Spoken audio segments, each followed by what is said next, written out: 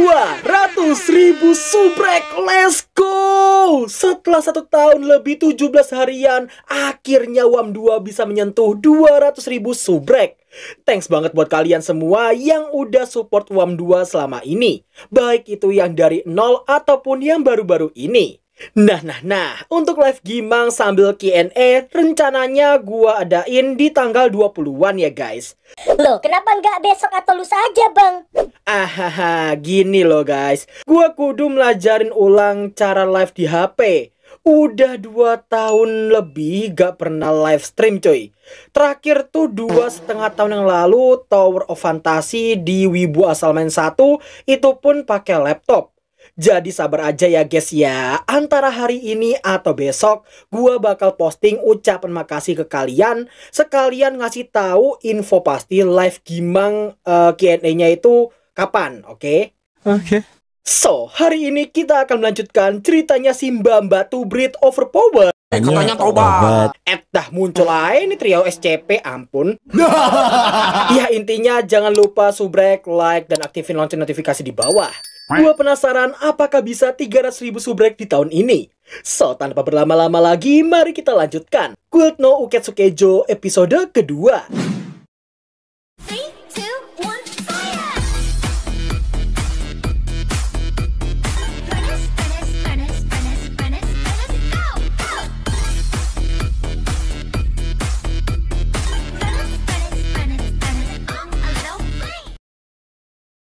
クエスト裏クエスト出せっつってんだよ。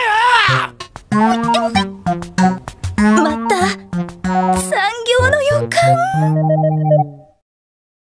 Alina yang melihat juniornya yang dibentak-bentak oleh petualang tak berotak, ia pun langsung maju buat pasang badan dan mencoba menjelaskan bahwa counter mereka tidak menangani yang namanya side quest. お高く止まった受付嬢様がよ。出せるわけないでしょ。裏クエストなんて冒険者たちの噂話に尾ひれがついただけで本当に存在しないんだから。冒険者ギルドが扱うクエストは全て開示されております。口答えすんじゃねえ。一発ぶん殴ってやろうかなこいつ。Mau berapa kali pun Alina menjelaskan si petualang yang bernama Ghosley ini masih nekat. Bahkan dengan beraninya ia mencengkram kerah baju Alina dan hendak melayangkan tinju padanya. Namun untungnya その手を離せ。失礼。白銀かよ。今度アリナさん、受付嬢に手あげたらこの程度じゃ許さないからな。 Setelah mengusir Slay pergi dari sana, Lyra berterima kasih ke seniornya itu karena rela pasang badan demi dirinya. Alina pun merasa gak masalah dan gak lupa dia juga berterima kasih ke Jade. Meski habis ditolong dan udah ngucapin makasih, sayangnya sifat dinginnya kembali karena dia tahu Jade datang bukan tanpa maksud sama sekali. Jade yang gak bisa berbohong pun memutuskan buat pulang ketimbang nanti digeprek olehnya.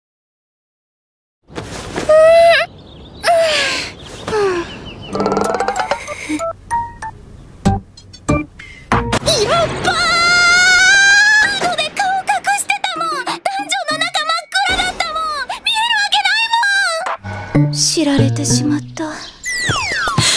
っぱり口封じのために少し痛い目に遭わせた方が。あいつああ見えてギルドの偉い人だし、どうにかしたら結局クビか。ああもうやだ。何もしたくない。現実から逃げたい。外出たくない。 Sumpah di scene ini gua entah kenapa candu banget cuy. Sasuga Takashi Rie sama. Meski sejak tadi Alina terus mengeluh, tapi dia mensyukuri pekerjaannya sebagai resepsionis hingga bisa KPR rumah kayak gini.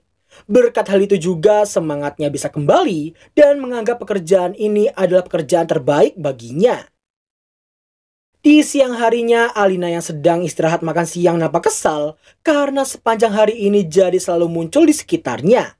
Gak lama kemudian dia dihampiri Jade yang sebenarnya tidak memiliki niat jahat sedikit pun. スキル発動。俺何もしてないだろ。うるさい。せっかく一人になれる昼休みなのに。Untungnya aja Jade udah terbiasa dan hanya menanyakan kapan Alina mendapatkan skill daya tersebut. Meski udah agak melunak tapi Alina masih belum mau memberitahunya, apalagi ketika Jade yang berkomentar skillnya itu akan sia-sia jika dia hanya menjadi seorang resepsionis. Alina yang sangat emosi pun menekankan sekali lagi bahwa dirinya tidak akan pernah mau bergabung dengan party pedang peraknya. なんで神様は受付嬢にスキルなんて発芽させたのよ。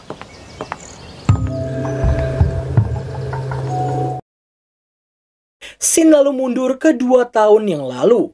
Kala itu Alina yang udah menjadi resepsionis merasa kewalahan karena harus mengerjakan berkas-berkas yang menggunung di tengah semua orang yang sedang merayakan sebuah festival bernama Festival 100 Tahun yang hanya diadakan setahun sekali. Saking kesalnya, Alina terus berdoa pada sang dewa untuk membebaskannya dari kerja lemburnya. Awalnya sih emang gak terjadi apapun, tapi ketika semua kerjaannya telah beres dan Alina yang langsung pergi untuk menikmati festival itu, sayangnya dia harus merasakan kesedihan karena ternyata festival 1 abad telah selesai hari ini. Kesedihan karena selalu kerja lembur dari pagi ketemu pagi hingga melewatkan banyak hal menyenangkan inilah yang membuat Alina marah terhadap semua petualang cupu yang seringkali gagal menghadapi seekor bos dungeon. Alhasil Alina kembali berdoa pada sang dewa agar diberi kekuatan yang bisa mengurangi waktu lemburnya.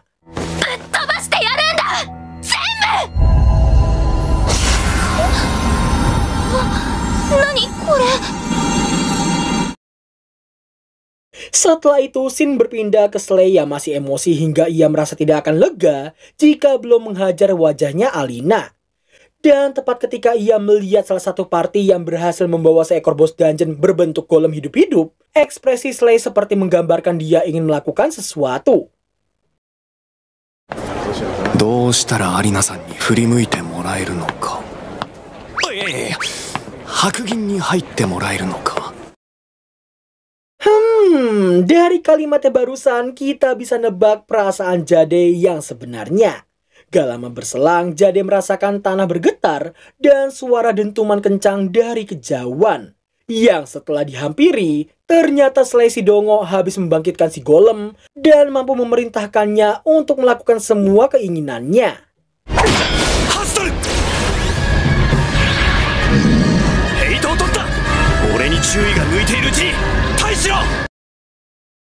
Setelah mengambil agro golem itu, Jade yang sedang dijelaskan apa yang terjadi pun tiba-tiba mendengar suara tawa dari Slay yang sedang bertengger di bahu monster itu. Di mana ternyata skillnya Slay membuatnya mampu mengendalikan monster sebesar itu. Skill Hatsu Shigurusen Wall! Koitsu no kougeki wa ore ga hikiukeru! Di saat yang bersamaan, Alina yang lagi emosi dengan tumpukan berkas yang dirasa akan membuatnya lembur lagi, merasa terganggu dengan suara teriakan orang-orang yang berlarian menjauhi golem yang sedang mengamuk. Awalnya sih si Alina ini mau cuek bebek sama kelakuan Slay si petualang dungu. Akan tetapi rasa cueknya itu berubah total begitu dia melihat arah lintasan bebatuan yang dilontarkan oleh golem tersebut. Yang ternyata... 嘘嘘嘘嘘嘘嘘嘘嘘絶対ない絶対私のお家あと30年残ってるのに No, rumah KPR 30 tahunnya Mbak Alina. Melihat satu-satunya surga dunianya yang hancur lebur kayak gini, jelas rasa sedihnya itu langsung berubah total jadi amarah tak terbendung yang sudah pasti tertuju ke Slay dan golemnya. Keras! Sementara itu, nampaknya Jade yang masih bisa bertahan meski harus solo lord tanpa tim sama sekali. Di tengah Jade yang mulai kesulitan karena harus menghadapi golem itu sembari terus melindungi semua orang, bantuan tak terduga datang untuk membalaskan dendam KPR-nya.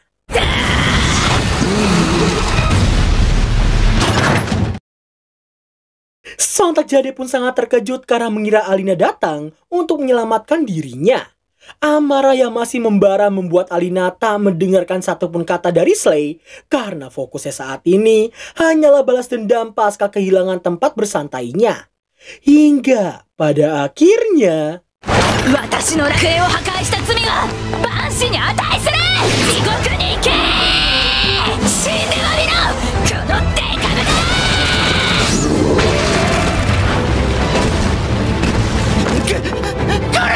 他人のものを壊してはいけませんと教わらなかったのか、この特例。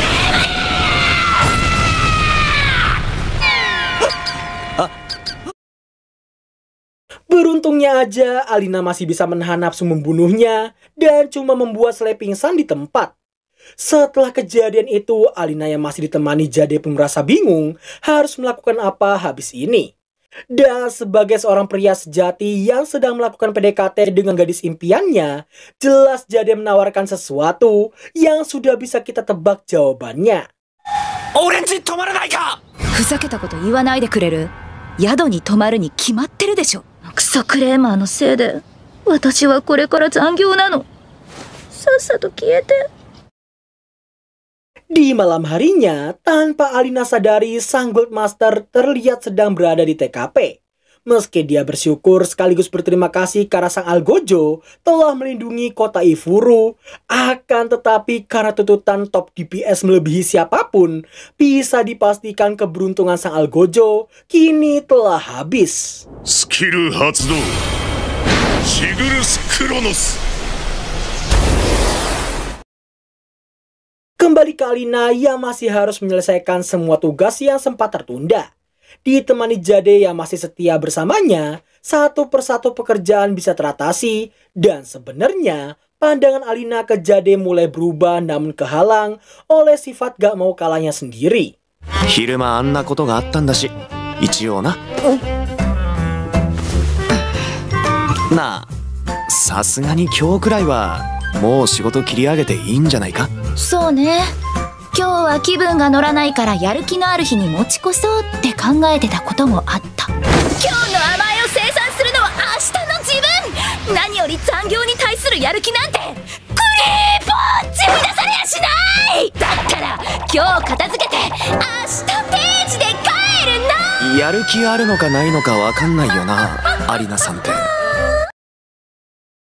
Melihat Jade yang sangat membantu bahkan mau merevisi beberapa kesalahan yang sudah dikerjakannya, Alina pun baru sadar bahwa Jade adalah tipikal orang yang bisa paham meski cuma dijelaskan satu kali.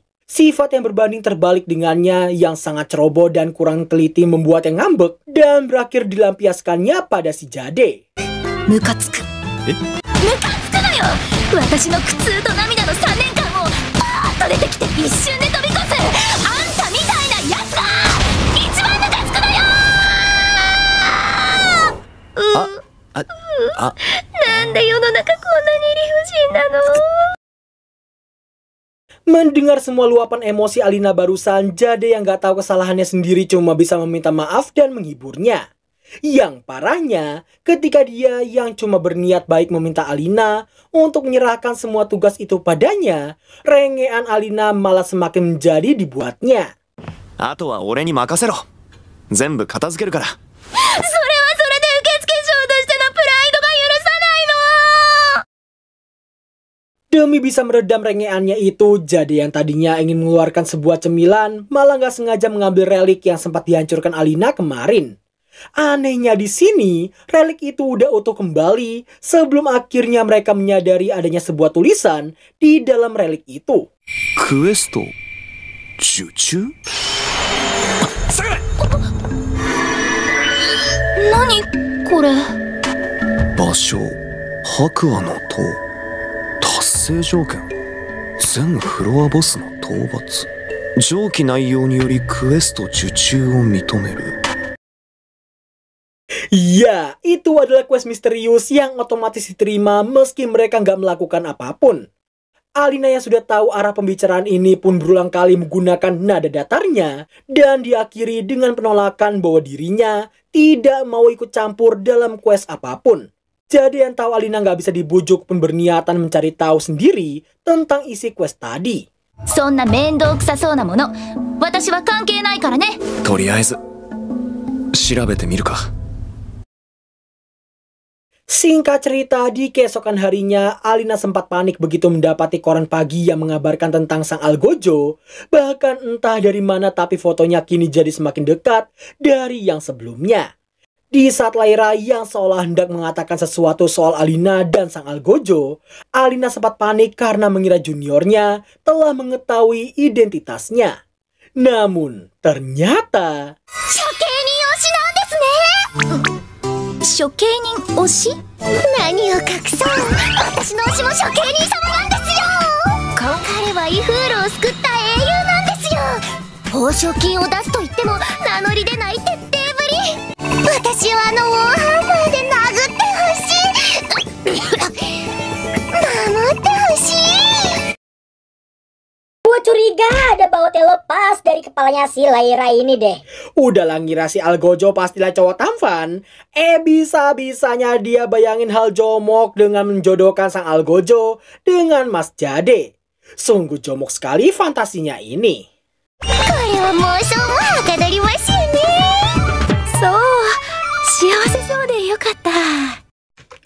Di siang harinya, salah satu masalah besar Alina kini datang juga. Sang Guildmaster nampak mendatangi konter Ifuru dan langsung menghampiri Alina yang masih diliputi rasa khawatir. Paglen kemudian menanyakan apakah Alina tahu skill apa yang dimilikinya. Tentu sebagai seorang resepsionis Alina tahu dan menjelaskannya secara detail. Namun di saat itulah kekhawatiran Alina semakin memuncak karena itu artinya Paglen ini habis menggunakan skillnya untuk melihat masa lalunya di TKP kemarin. Paglen yang tahu Alina ingin menyembunyikan identitasnya nampak berbisik dan memintanya untuk datang menemuinya di Guild Hall habis ini.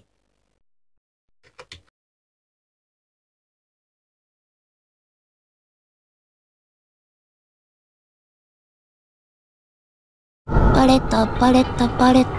いつかバレると思ってたけど、やっぱりバレた。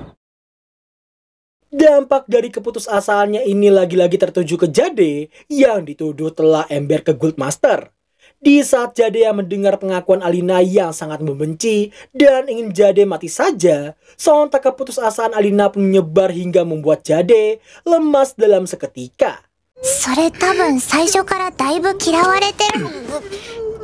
小心の男にとどめを刺すのはやめてくれ。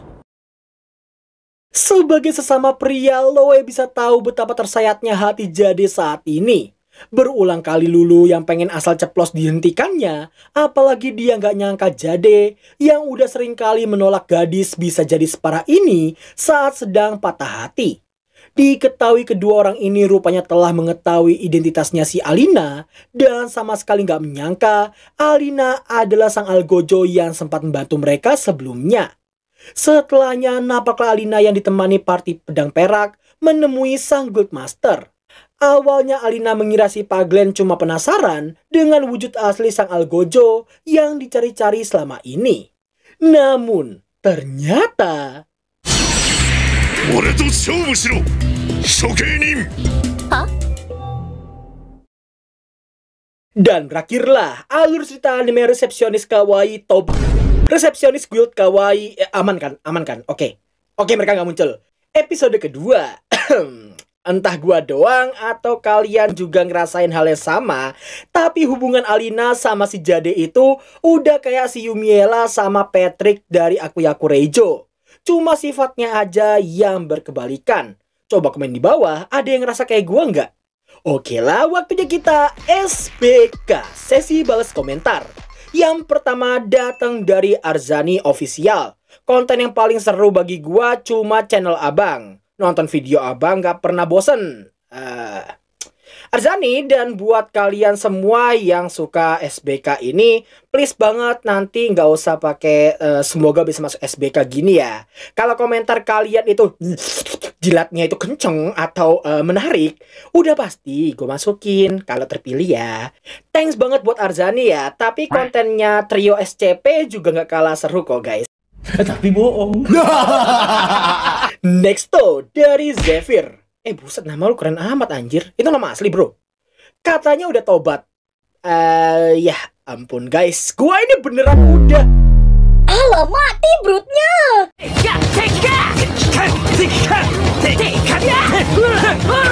Mohon maaf kejadian soal kekilafan ini saya tidak sengaja. Dan saya tidak ada niat sekalipun untuk nge-cosplay jadi Abang Nime. Karena manusia itu tempatnya salah dan lupa. Wajarlah manusia, bukan nabi boy. Next dari DIB Saf. Bang, mau tahu dong list waifu lu dari yang kelima. Ntar dulu. Gua ini ada 2 jenis top waifu loh ya. Top waifu sepanjang masa dan top waifu musiman. Kalau top 5 di musim ini ya mungkin baru-baru ini agak berubah. Tapi kelima itu ada si Alina Clover, keempat itu ada Hydra Arvolen, ketiga ada Shizuko dari Arifu Delay, kedua Natsuko dari Zensu, lalu the one and only best waifu di musim ini siapa lagi kalau bukan Cahaein. Good job. Mungkin segitu dulu SBK kita kali ini. Yang mau join live Gimang nanti di atas tanggal 20-an ya.